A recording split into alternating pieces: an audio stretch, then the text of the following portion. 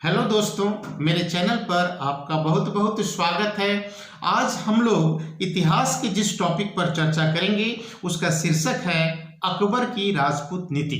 अकबर की राजपूत नीति एक बड़ा ही महत्वपूर्ण टॉपिक है और चाहे वो सिविल सर्विस एग्जाम हो या फिर विश्वविद्यालय स्तर की ही परीक्षा क्यों ना हो, हम लोग पाते हैं क्या कि इतिहास में अकबर की राजपूत नीति से जो है सो प्रश्न पूछे जाते हैं। आने वाले समय में विभिन्न मुख्य परीक्षाएं आयोजित होने वाली हैं, तो अकबर से संबंधित एक महत्वपूर्ण प्रश्न के रूप में अकबर की राजपूत नीति को पूछा जा सकता है। तो अकबर की राजपूत नीति पर हम लोग जो है सो चर्चा आज इस वीडियो के माध्यम से जो है सो करेंगे।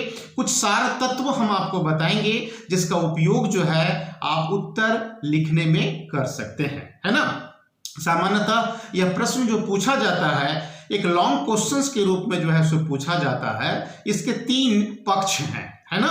सबसे पहले तो आपको ये दिखाना है कि राजपूतों का जो है सो महत्व क्यों था, मतलब राजपूत राज्यों का महत्व जो है वो क्यों था। दूसरा कि अकबर ने जो ये पॉलिसी लाया, अकबर ने ये नीति जो लेकर के अकबर जो आया, तो कौन कौन सा ऐसा फैक्टर था जो कि इसको प्रभावित किया, मतलब अकबर की राजपूत नीति को कौन कौन सा फैक्टर प्रभावित करता है।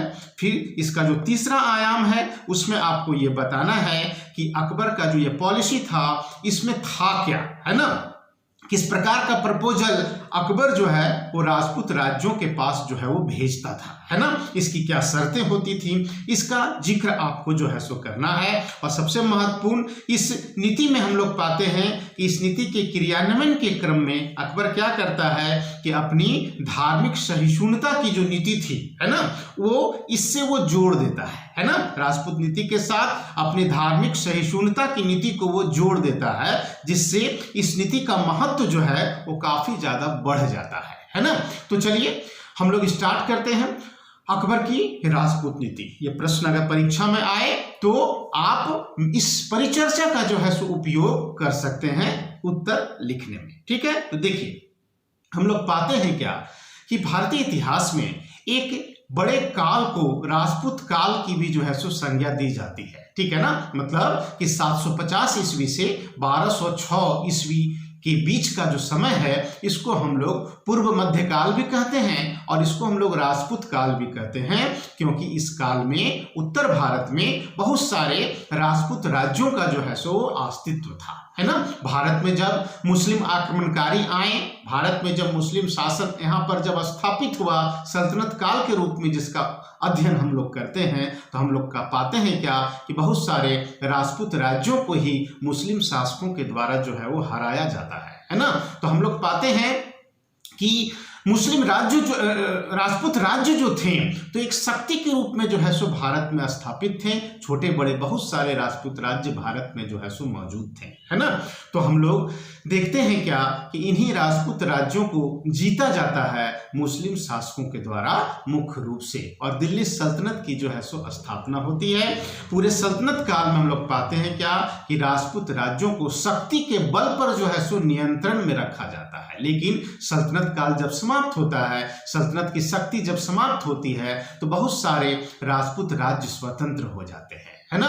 क्योंकि राजपूत राजा के द्वारा, राजपूत राजाओं के द्वारा कभी भी मुस्लिम शासन को जो है सो दिल से स्वीकार नहीं किया गया था, तो स्वाभाविक था इन्होंने अपनी स्वतंत्रता जो है वो घोषित कर दी। भारत में जब मुगल वंश की जब नींव पड़ी तो हम लोग पाते हैं कि बाबर हो या फिर हुमायूं हो, इन दोनों को राजपूत समस्याओं का जो है सो सामना करना पड़ा, है ना। क्योंकि राजपूताना का जो इलाका है, तो राजपूताना के इलाका को हम लोग पाते हैं कि राजधानी दिल्ली से काफी निकट है, तो बिना इन राजपूत राज्यों को जीते हुए या इन्हें मित्र बनाए हुए राजधानी से शांतिपूर्वक जो है सो न तो शासन किया जा सकता था और न ही क्षेत्रीय विस्तार किया जा सकता था, ठीक है। तो अकबर जब राजा बनता है, तो चूंकि अकबर एक महत्वाकांक्षी राजा था, वो हम लोग पाते हैं कि एक साम्राज्यवादी जो है सो राजा था।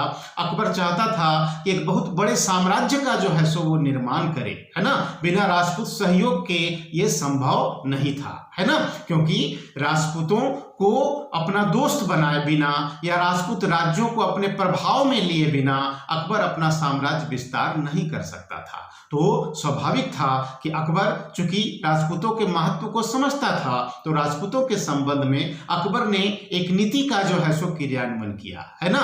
यह जो नीति था, जो कि हम लोग पाते हैं कि उदारता पर आधारित था, सहिष्णुता पर आधारित था, और हम लोग पाते हैं कि यह सहयोग पर आधारित था, सद्भावना पर आधारित था, और बहुत हद तक हम लोग देखते हैं कि दमन पर भी आधारित था, है ना। तो अकबर एक पॉलिसी लेकर के आता है ताकि अधिकांश राजपूत राज्य जो प्रभावशाली थे उनको अपने अधीन बनाया जा सके, मुगल साम्राज्य का, है ना, या मुगल प्रभाव में जो है सो उनको लिया जा सके। ठीक है, तो एक बहुत व्यापक कह सकते हैं कि पृष्ठभूमि रहा है इस पॉलिसी को लाने के पीछे, है ना, और राजपूत राज्यों का अपना एक महत्व भी रहा है। ठीक है ना। तो अकबर एक पॉलिसी लेकर के आता है। यह पॉलिसी कई फैक्टर से जो है सो प्रभावित थी, है ना।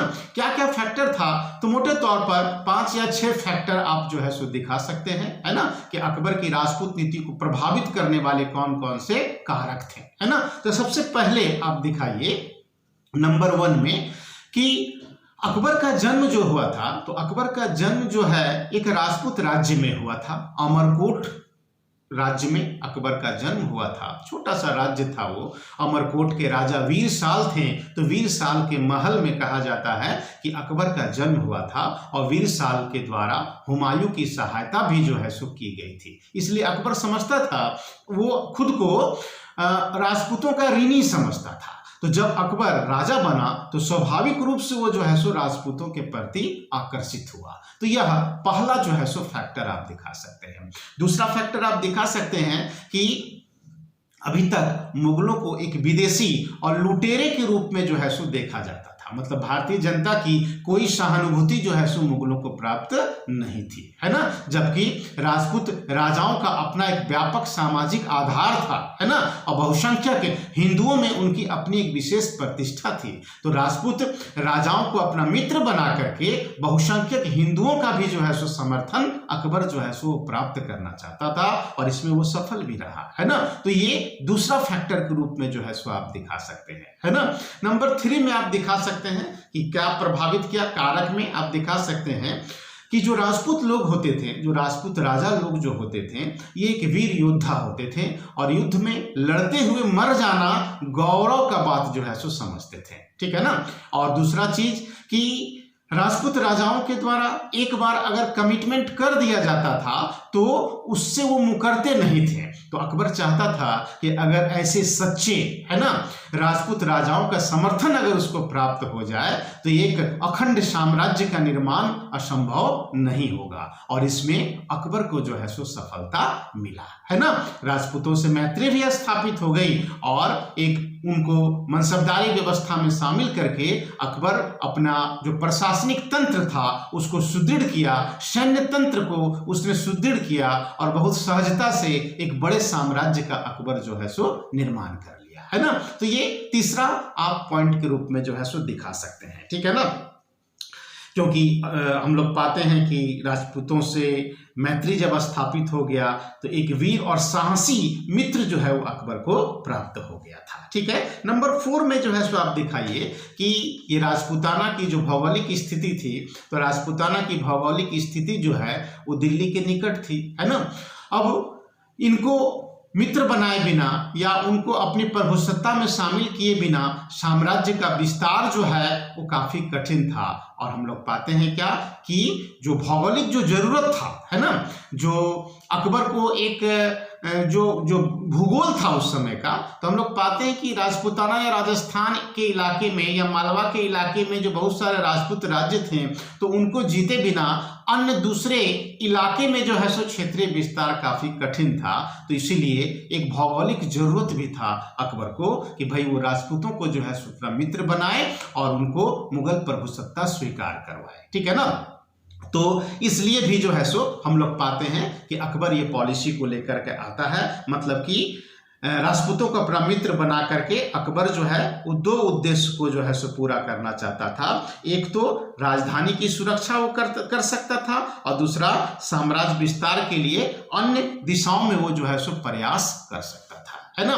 फिर चौथा पॉइंट जो पांचवा पॉइंट जो है सो आप दिखाइए कि जब मुगल लोग जब यहाँ पर आए थे तो उनकी सैन्य संख्या जो है वो काफी कम थी, बहुत कम संख्या में जो है सो सैनिक थे मुगलों के पास, क्योंकि संसाधन उनके पास जो है सो नहीं था, जबकि राजपूत राज्यों के पास जो है सो सैन्य बल जो है वो काफी बड़ी मात्रा में था, है ना। तो हम लोग पाते हैं कि राजपूतों से मैत्री स्थापित करके या उनको मुगल प्रभाव में या मुगल व्यवस्था में शामिल करके अकबर की पहुंच जो है वो विशाल सैन्य जो है सो बाजार में हो सकता था, मतलब कि राजपूत सैनिकों का उपयोग मुगल सैनिक के रूप में जो है सो वो कर सकता था, ठीक है ना। फिर हम लोग पाते हैं कि पांचवा पॉइंट जो है सो आप दिखाइए कि भाई ये जो पॉलिसी था तो इस पॉलिसी में हम लोग पाते हैं कि इकोनॉमिक फैक्टर भी जो है वो महत्वपूर्ण रहा, क्योंकि राजपूताना का अपना एक विशेष आर्थिक महत्व भी था, है ना। क्योंकि बहुत सारे व्यापारिक मार्ग जो हैं वो दिल्ली से गुजरात की ओर जो भी व्यापारिक मार्ग जो जाता था तो राजपूताना के रास्ते जाता था, जो मुख्य मार्ग था। तो राजपूतों से मैत्री स्थापित करके अकबर इन व्यापारिक मार्गों पर भी जो है सो अपना नियंत्रण स्थापित करना चाहता था, है ना। खास और साथ ही हम लोग पाते हैं कि राजपूताना क्षेत्र में बहुत सारी तांबे की खदानें भी थी, तो इन तांबे की खदानों पर भी जो है सो अकबर का नजर था, है ना। तो ये सब कुछ फैक्टर था जिससे अकबर जो है सो प्रभावित होता है एक पॉलिसी लाने के लिए, है ना, और वो लेकर के आता है। अब इस पॉलिसी में क्या होता था, तो इसमें होता था ये कि जो राजपूत राज्य होते थे तो राजपूत राज्यों के पास अकबर एक प्रस्ताव जो है वो भेजता था, है ना, एक प्रपोजल जो है वो भेजता था। उस प्रपोजल में जो बातें होती थी वो ये होती थी कि आप जो हैं वो मुगल प्रभुसत्ता को जो है सो स्वीकार कीजिए, अकबर के साथ जो है वो मैत्री संबंध स्थापित कीजिए और यदि संभव हो तो वैवाहिक संबंध भी जो है सो आप स्थापित कीजिए, है ना। और अप्रकट रूप से प्रस्ताव में यह भी कहा जाता था कि यदि आप ऐसा नहीं करते तो आप मुगल आक्रमण का सामना करने के लिए तैयार रहिए, जो चित्तौड़ के मामले में जो है सो हम लोग मुख्य रूप से देखते हैं, है ना। इसलिए हम पहले चर्चा किए कि अकबर का जो ये पॉलिसी था ये कुछ हद तक, है ना, दमन पर भी जो है सो आधारित था। अब क्या होता था कि इस प्रकार का प्रस्ताव जब राजपूत राजाओं के पास आता था तो उनके पास दो विकल्प होते थे, या तो वो मुगल आक्रमण का सामना करें या नहीं तो मुगल मैत्री प्रस्ताव को जो है वो स्वीकार कर लें, है ना। लेकिन विवाह वाला जो शर्त था वो कंपलसरी नहीं था, है ना। ये राजपूत राज्यों की इच्छा पर था कि वो अकबर से वैवाहिक संबंध स्थापित करें या न करें, क्योंकि बहुत सारे राजपूत राज्यों ने अकबर के साथ वैवाहिक संबंध स्थापित नहीं किया, है ना, जैसे रणथंभौर के द्वारा, बांसवाड़ा के द्वारा, सिरोही के द्वारा, है ना। हम लोग पाते हैं कि अकबर से राजपूत वैवाहिक संबंध जो है स्थापित नहीं किया गया। फिर भी हम लोग पाते हैं कि इन राजपूत राजाओं का सहयोग जो है वो अकबर को जो है सो प्राप्त हुआ, मतलब कि विवाह वाला जो कंडीशन था वो कंपलसरी नहीं था, है ना। अब क्या होता था कि जो राजपूत राजा होते थे वो अगर अकबर के प्रपोजल को स्वीकार कर लेते थे तो हम लोग पाते हैं क्या कि उस राजा को, उस राजपूत राजा को अकबर अपना मनसबदार बना लेता था और उनका राज्य उन्हीं को वतन जागीर के रूप में जो है सो उपलब्ध करा देता था और कहता था कि भाई आपका राज्य हम वतन जागीर के रूप में आपको उपलब्ध करा दिए, आप जिस प्रकार से शासन कर रहे थे उसी प्रकार से आप शासन कीजिए, लेकिन अब आपका शासन मेरे नाम पर होगा, मतलब प्रभुसत्ता जो होगी वो हमारी होगी, ठीक है ना। और हम लोग पाते हैं कि जो भी संसाधन होता था एक प्रकार से राजपूत राज्यों के पास, वो सारा संसाधन अप्रकट रूप से जो है सो वो मुगल राजा के पास जो है वो चला जाता था, ठीक है ना।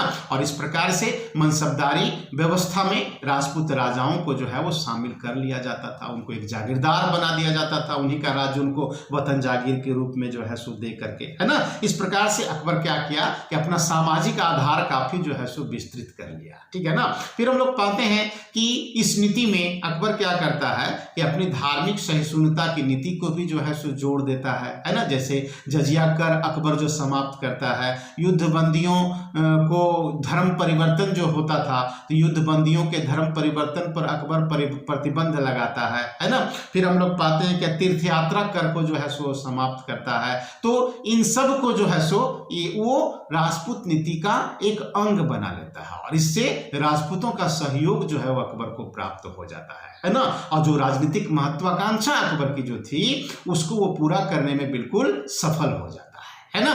तो अकबर एक साम्राज्यवादी शासक के रूप में, एक राजनीतिक महत्वाकांक्षी शासक के रूप में ये पॉलिसी लेकर के आता है और इसका क्रियान्वयन बहुत बेहतर तरीके से एक सुलझे हुए राजनीतिज्ञ की तरह जो है सो करता है और बहुसंख्यक राजपूत राजाओं को अपना जो है सो मित्र बना लेता है और एक व्यापक जो सामाजिक आधार था है ना मुगलों का, उसको उसमें हम लोग पाते हैं क्या कि वो विस्तृत हो जाता है। यही अकबर की सबसे बड़ी जो है सो सफलता थी और हम लोग पाते हैं क्या इस पॉलिसी के माध्यम से अकबर अपने साम्राज्य को न सिर्फ सुदृढ़ करता है बल्कि उसको काफी विस्तार भी जो है सो देने में सफल हो जाता है ना। क्योंकि क्षेत्रीय विस्तार में हम लोग पाते हैं कि बहुत सारे राजपूत राजाओं का जो है सो अकबर को सहयोग प्राप्त होता है। बहुत सारे राजपूत राजा तो अकबर के एक मनसबदार के रूप में काम करते हैं, सेना नायक के रूप में जो है सो काम करते हैं और अकबर के क्षेत्रीय विस्तार में अपनी प्रमुख भूमिका जो है वो निभाते हैं। इस प्रकार से अब तक जो नहीं हुआ था वो अकबर कर देता है ना। मतलब कि पूरे सल्तनत काल के दौरान और बाबर और हुमायूं के काल में हम लोग पाते हैं क्या कि जो चीज नहीं हुआ था उसको अकबर कर लेता है। क्या कि राजपूतों को अपना मित्र बना करके राजपूत राज्यों पर मुगल प्रभुसत्ता स्वीकार करा के अकबर वो कर लेता है जो अब तक कोई नहीं कर पाया था। यही तो था अकबर की महान था है ना। यही तो था कि अकबर कितना बड़ा राजनीतिज्ञ था और किस प्रकार से जो है सो वो सब लोगों को एक साथ लेकर चलने में जो है सो सफल रहा है ना। तो इस प्रकार से जो है सो आप अपना आंसर लिख सकते हैं है ना। अपने स्तर से जो है सो जो भी हम यहाँ बात आपको हम बताएं उसको अपने स्तर से जो है सो आप सिस्टमेटिक तरीके से आप लिख सकते हैं और जब प्रश्न एग्जाम में पूछे तो उसका आंसर भी जो है सो आप कर सकते हैं। तो आज के लिए इतना ही। नेक्स्ट वीडियो में एक अलग टॉपिक के साथ जो है सो हम मिलेंगे। Thank you.